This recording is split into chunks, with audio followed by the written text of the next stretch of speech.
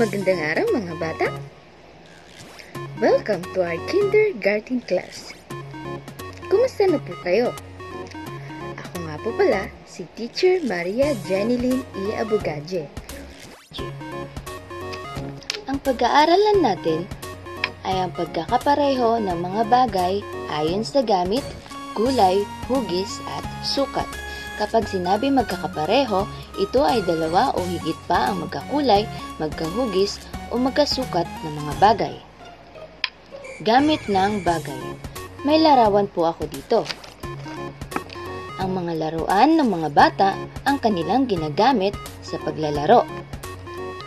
Punta naman po tayo sa kulay. Ang unang kulay po ay pula. Ang pangalawang kulay naman ay dilaw. At ang pangatlong kulay naman po ay bughaw. Ito ang halimbawa ng mga bagay na kulay pula. Ito naman po ang halimbawa ng mga bagay na kulay dilaw. At ito naman po ang halimbawa ng mga bagay na kulay bughaw. Sunod ay mga hugis. Ang unang hugis ay tatsulok. Pwede natin itong tawaging triangle. Ang pangalawang hugis ay parisukat. Pwede naman po ito natin tawaging square. Ang ikatlo namang hugis ay bilog. Pwede din po natin ito tawaging circle. At ito naman po ang parihaba. Pwede din po natin itong tawaging rectangle. Ito po ang halimbawa ng mga bagay na hugis tatsulok. Ito naman po ang halimbawa ng mga bagay na hugis parisukat. At ito ang halimbawa ng mga bagay na hugis bilog. Ito naman po ang halimbawa ng mga bagay na hugis parihaba. Hindi lang po yan ang mga halimbawa ng mga bagay. Marami pa po tayong mga bagay na makikita na hugis tatsulok, parisukat, bilog, parihaba, at iba pang hugis. Punta naman tayo sa sukat ng bagay.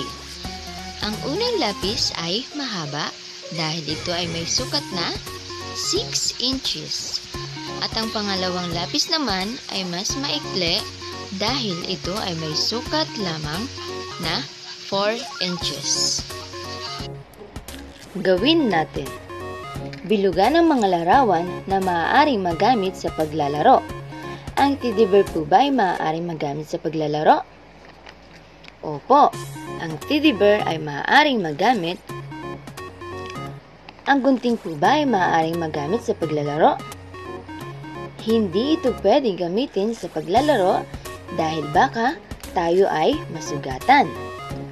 Ang clay po ba ay maaaring magamit sa paglalaro? Magaling! Ang clay ay maaari nating magamit. Pangalawang gawain. Bilugan ang mga larawan na magkapareho ang kulay. Ang bag at lapis po ba ay pareho ang kulay? Hindi po ito pareho dahil ang kulay ng bag ay pula at ang kulay naman ng lapis ay dilaw. Ang bag po ba at hugis ng puso ay pareho ang kulay? Magaling! Ang bag at hugis puso ay parehong pula. Pangatlong gawain. Hanapin ang parehong hugis ng mga sumusunod na larawan. Saan kaya dyan ang hugis tatsulok? Ang donut po ba o ang pizza? Very good! Ang pizza ay hugis tatsulok. Saan naman po ang hugis bilog? Opo, ang donut ay hugis bilog. Ikaapat na gawain. Lagyan ng check ang mga larawan na pareho ang haba. Ang unang larawan at pangalawang larawan po ba ay pareho ang haba? Okay, hindi. Dahil ang unang larawan ay mahaba at ang pangalawang larawan naman ay maikse. Ang unang larawan at pangatlong larawan po ba ay pareho ang haba? Tama! Ang una at pangatlong larawan ay parehong mahaba. Ang galing-galing nyo naman mga bata. Maraming salamat po. Sana ay may natutunan kayo ngayon. Hanggang sa muli, paalam!